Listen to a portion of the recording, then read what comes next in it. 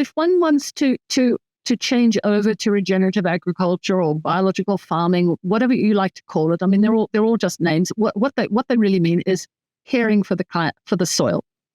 If you want to do that, probably one of the most important things is to increase the organic matter. A really great way to start in this biological farming is to think about actually the way the biodynamic system works. And that means everything that's on the farm stays on the farm, except for whatever the produce is that goes off the farm. So we have pasture, we have weedy species, we have vegetation of some sort, we have multi-species that we can plant. And what we can do when our stock go through, they always leave something behind. Not everything's palatable.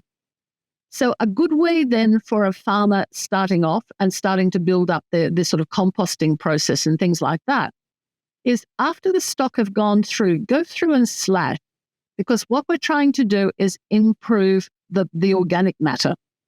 And you've just gone through, you've got your pastures where you're starting to build up your pastures, but you've got these things this grass types that are left over. And so go through, when your stock go through yourself and have a look at what they've left behind, because that's not palatable.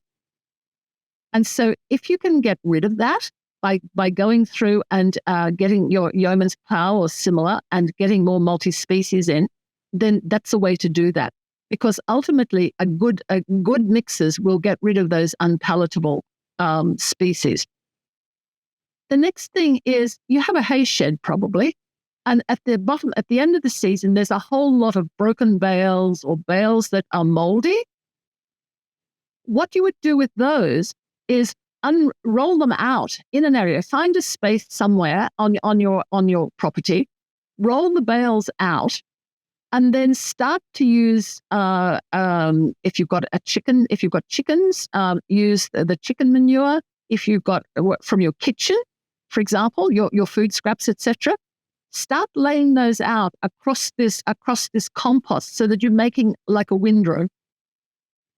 Then you can get if you've got access to a sawdust, for example, if you've got a sawmill next door, or if you've got a commercial chicken next door, or if you've got a feedlot next door, just go to them and say, if you want to get rid of this material, I'll take it away from you, but don't charge me for it. I don't want to pay for it, but I'm doing you a favor, but you're doing me a favor. Take that material and take it onto your own enterprise. But what you've got to realize is if it's coming from a commercial situation, it's got antibiotics in it. So you do have to be careful with that. But if you're making yourself a compost windrow, you put it out, you mix all of these, and you water them, and ultimately you can make yourself a windrow of compost. But there's lots of literature. There's lots of. I do workshops, for example. But there's lots of literature and there's lots of little pieces on YouTube and whatever of how to make compost, turning it and keeping it aerobic and watering it.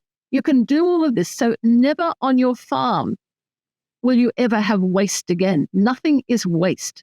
Nothing is a weed.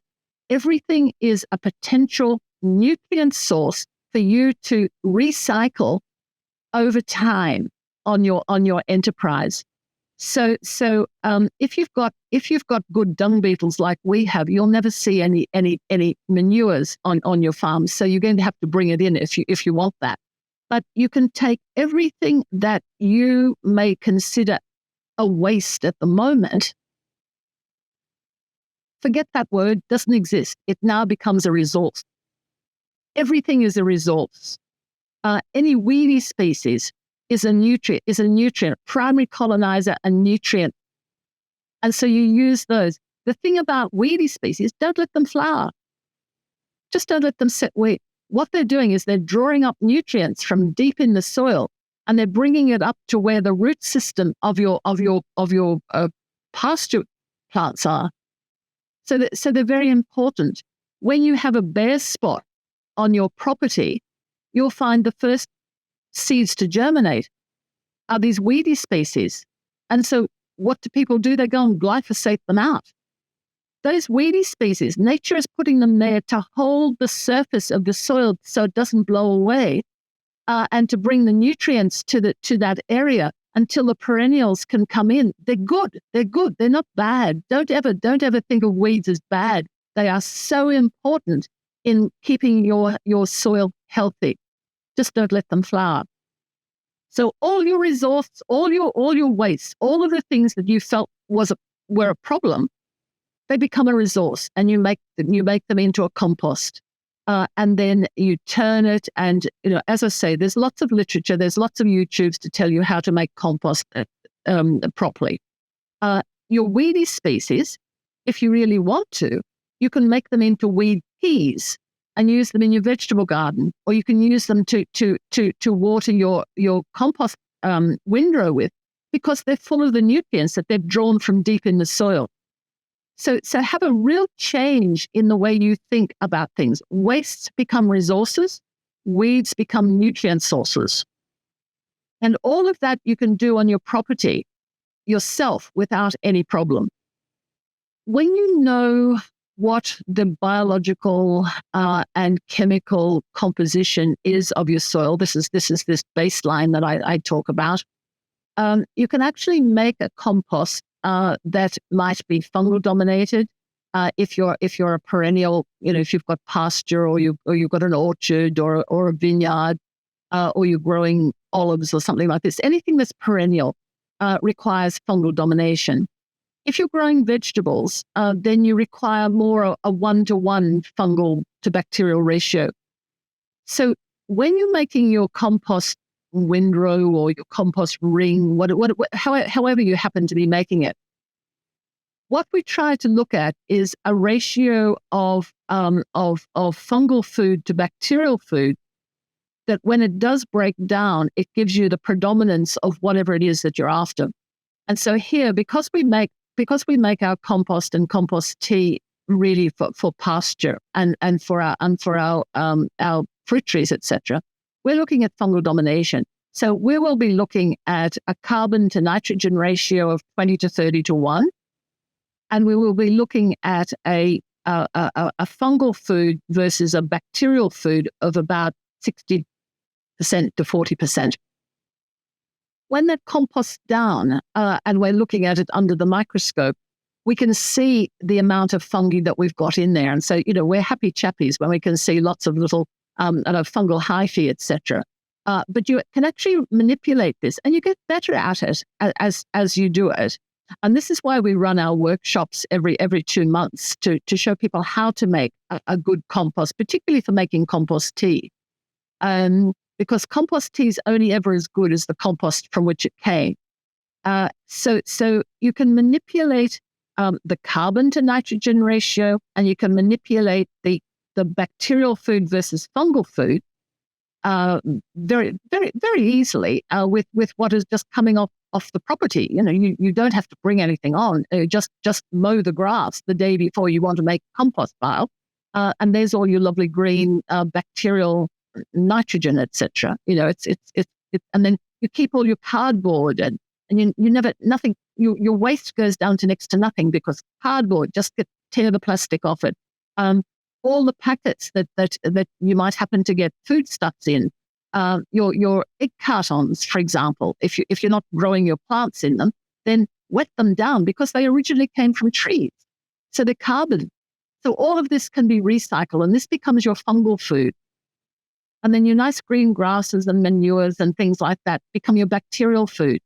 So if you want fungal domination, about 60-40 will give you that. If you want your vegetables, about 50-50 will give you that. So you actually can become very skilled in making your compost. When I'm talking about using egg cartons and having a little windrow, I'm talking about a small farm, a farm that is normally run as a tight enterprise. But this can also be scaled up to huge, the big grazing, or the huge grazing areas, or the big areas where they're growing broadacre cropping. And it just means you do the same thing, you just do it bigger. and you can do it just as efficiently. It's just more. There are broadacre farmers up in the wheat belt in northern Western Australia. We make our compost tea here in maybe 150 liters or 1,000 liters when we're making a huge amount. Up there, what they're doing is they're getting old winery vats, 25,000, 30,000 liter winery vats, and they're making compost tea to put out over their 10,000 hectares of triticales or whatever it happens to be, because you would never make enough compost to put compost out over large areas. And this is one of the sort of people who criticize this system of biological farming. Oh, you can't make enough compost. Well, no, that's true, you can't. But you don't have to put compost out. You can put high quality compost tea, and you can pasture crop. You can leave your residue in the soil and build up organic matter. They're making 25,000 liters of compost tea, as well as making compost tea. There are other additions you can make that will improve the ability of the microbiology to support the plant growth, whatever your plant growth happens to be. Now, when I'm looking at whatever the enterprise happens to be, I say, I'm not doing something to grow better grapes. I'm not doing something to grow better pistachios. I'm not doing something to grow better sheep. What I'm doing is I am feeding the soil so that the soil has the ability to mineralize all of the nutrients that the plants need to make a healthier product above the ground. So I always feel that you can do anything you like above the ground better if you look after what's under the ground. So what I see in terms of additions to compost tea are things like, what is a readily available nutrient source for bacteria and fungi? Well, one of the cheapest and most natural is molasses. It's an easily available, easily metabolized sugar for bacteria and the soil microbes. The other things are like anything that you can get for as cheap as possible. And things like bran, that's a good fungal food. Wood chips, if you can get access to wood chips, like your local council. Fresh eucalypt and fresh pine you can't use immediately because it has the volatiles in it, the antimicrobials in it. But if you can get a whole lot of wood chips for free, make a windrow from it, leave it there for 6 months, and when you can't smell the volatiles anymore, then you can use it for compost or you can use it for mulching or whatever. So what you do is you look around to try and find what resources you can get. Then fish and kelp are two hopefully sustainable products that help to feed the particularly fungi and the protozoa and the bacteria. But what you must do is buy a hydrolysate, not an emulsion. That's because they're produced in a slightly different way and at lower temperature. So a hydrolysate, if you're going to get a kelp, like a seaweed kelp hydrolysate, what you're doing is you're not only getting the organic matter, you're not only getting the minerals that are coming from, that have gone in, absorbed by the kelp, but you're also getting things like phytoalexins and gibberellins. You're getting these active molecules, plant molecules, that are really important in microbial health as well. And you're getting those at a lower temperature, which is the hydrolysate.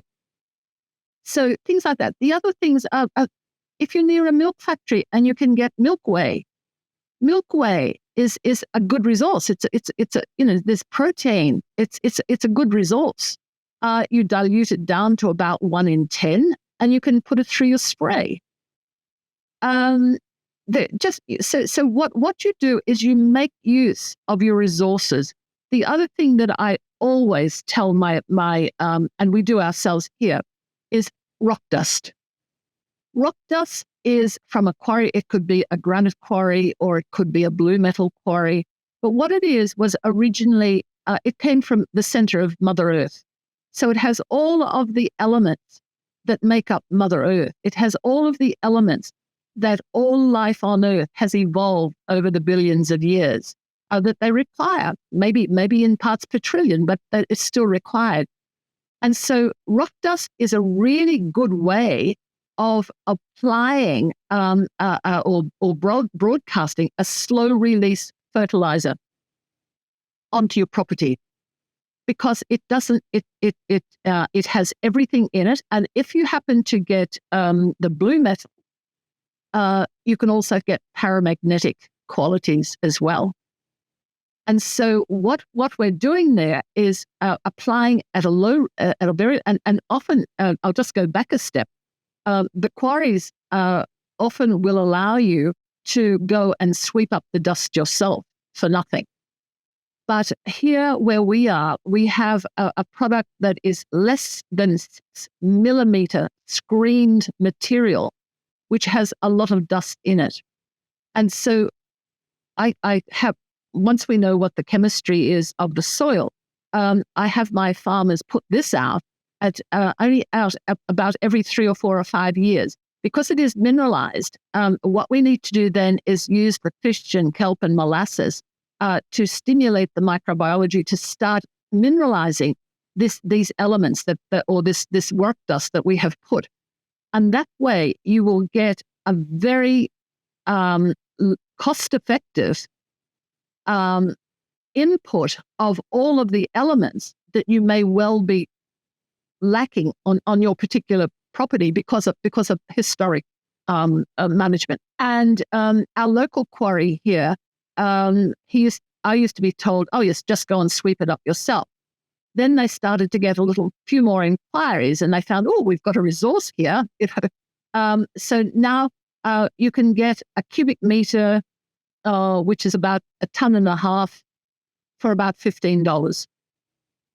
And at the most, you wouldn't put out more than 350 kilograms per hectare about every 3 to 5 years. So here's a really cost-effective way of getting all of the elements, not just the odd ones that an agronomy chemistry might tell you that you're lacking. You're getting all of them for next to nothing. And you just let the microbes put it on, feed the microbes, and they'll take what they need. If they don't need something that's in that set of elements, they won't touch it. Yeah? Let them make the decision. Don't you make the decision, because you don't know. They do.